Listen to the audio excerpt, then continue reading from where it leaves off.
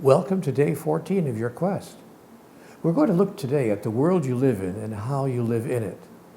Here's the guidance statement for today from Conversations with God, Book 4, Awaken the Species.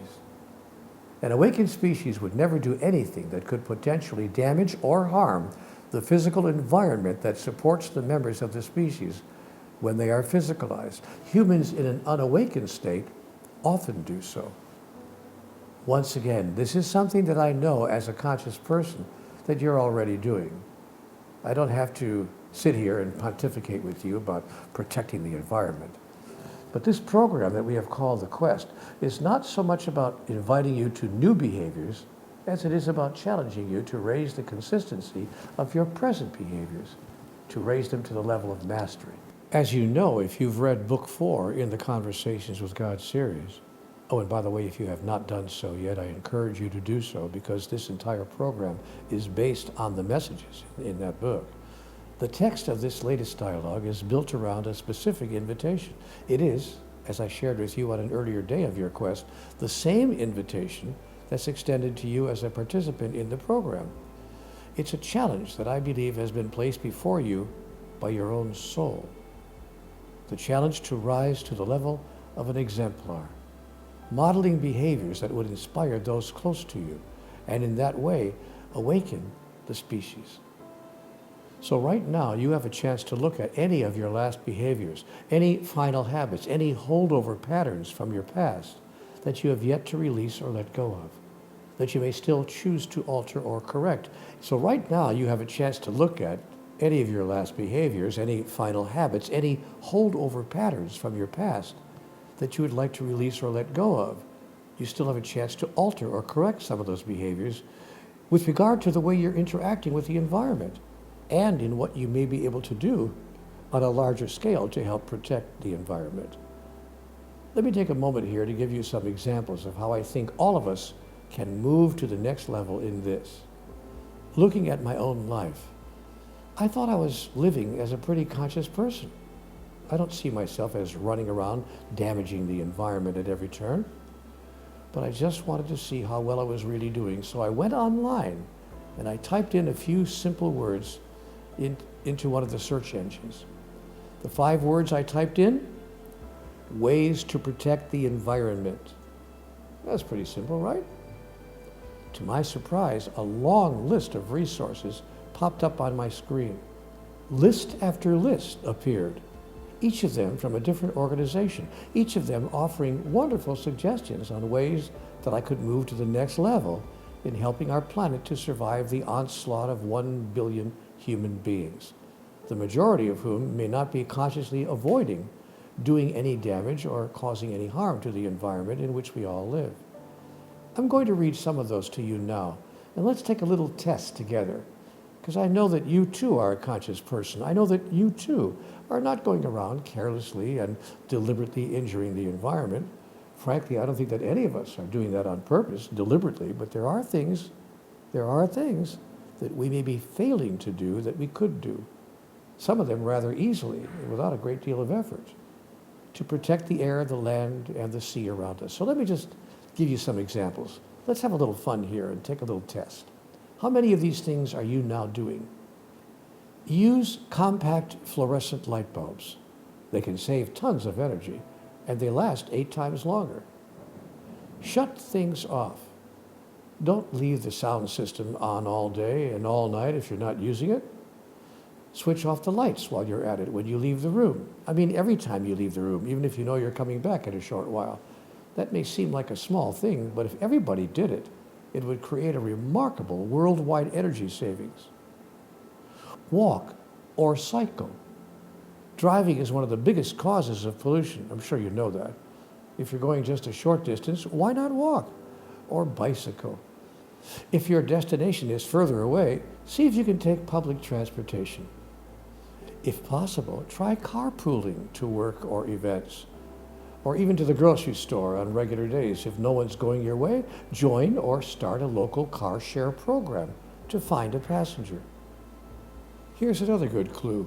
Use less detergent. Did you know that most people unconsciously use more than they need to wash the dishes or clean their clothes? And while you're at it, use low phosphate washing liquids. Phosphates stimulate algae growth when discharged into the water supply.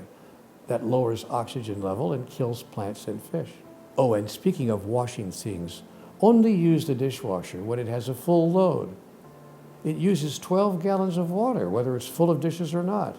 And only wash a full load of laundry. Your washing machine uses 40 gallons of water.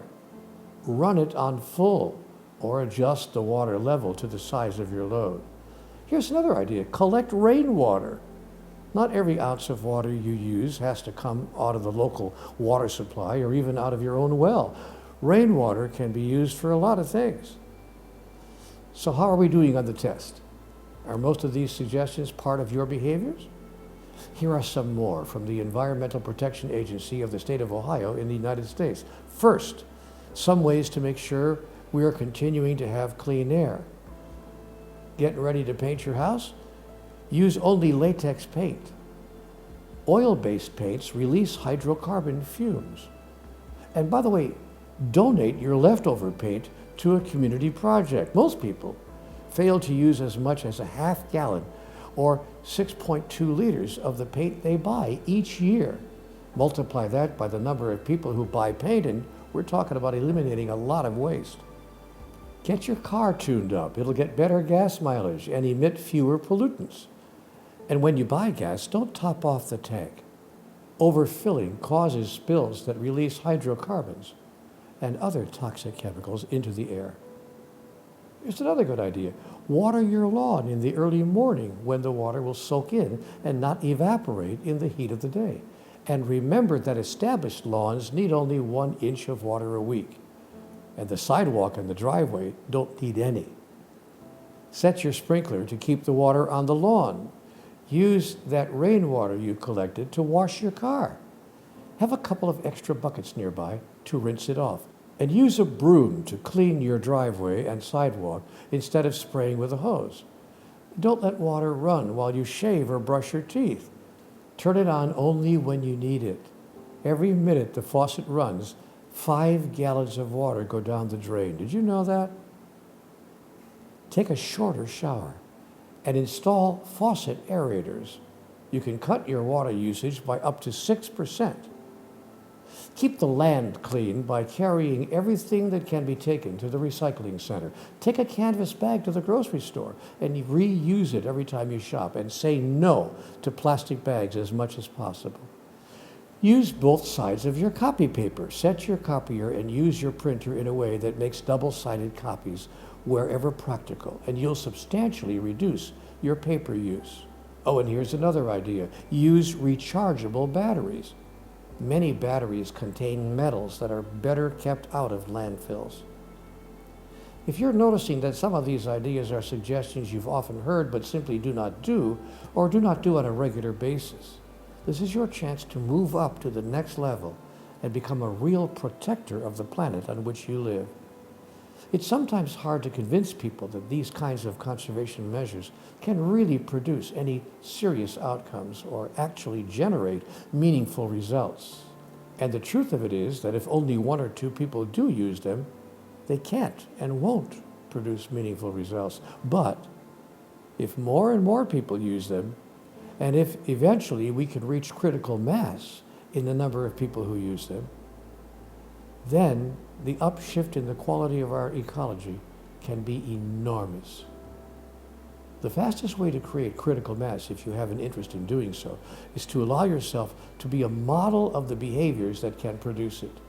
And you'll find that it really is easy to demonstrate these behaviors, because it truly is the little things that you do differently that can make a difference in the big things that you do daily. Examples?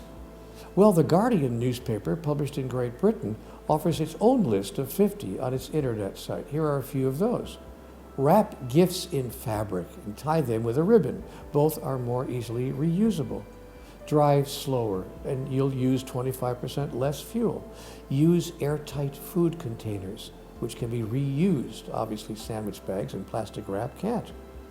Grow as much of your own food as your situation in life will allow, or obtain as much as you can from your local grower's market.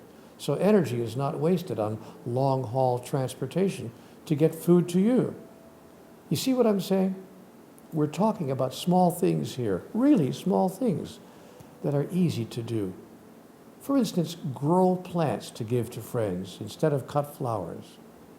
Bring a mug to the office instead of using polystyrene cups. Cook for friends or extended family. Large quantities of food use less packaging than the same quantity in individualized portions. And they also take less energy to cook. Drink tap or filtered water, not bottled water. Invest in a washing line. Tumble dryers devour electricity. And as I noted in an earlier installment of this program, you'll find there's nothing quite like the fragrance of wind and sun-dried clothing and bed sheets. Improve the ambiance and dine by candlelight twice a week, all year long. It'll amaze you how much electricity this would save if everyone in your city did this. Insulate your home. Cavity wall insulation can cut heat loss through the wall by up to 60%. Buy from companies with eco-friendly policies. Boycott those without. So, okay, we've made the point. List is long enough. There are 100 things you could do to help the planet, to protect the earth, to save your home from the continuing ravages of its inhabitants. And if you don't think that the members of our civilization are ravaging their own environment, take a look around. Then decide, as one who has taken the quest, to play your gentle but obvious to all who see role in demonstrating what it means to care for this place that you and yours have called home as far back as your family's history extends. And never think that little can come of the small actions you take, arising out of the big decisions you make, to be the personification of love, not just for all living things, but for Gaia herself. A part of life that is as much a living thing as any living thing on it.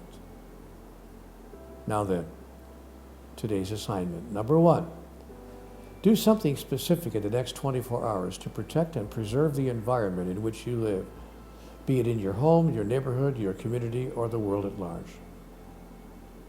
Number 2, see if you can think of even one way that you may have failed to protect your environment in the past day, week, or month. Enter a note about this tonight in your Awakening Journal. Then write out your commitment to change that behavior going forward, describing exactly how you're going to make that change.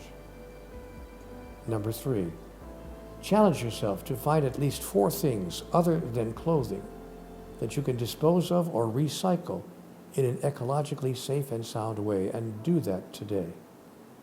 And thanks for caring. And I'll see you on the day of our next quest.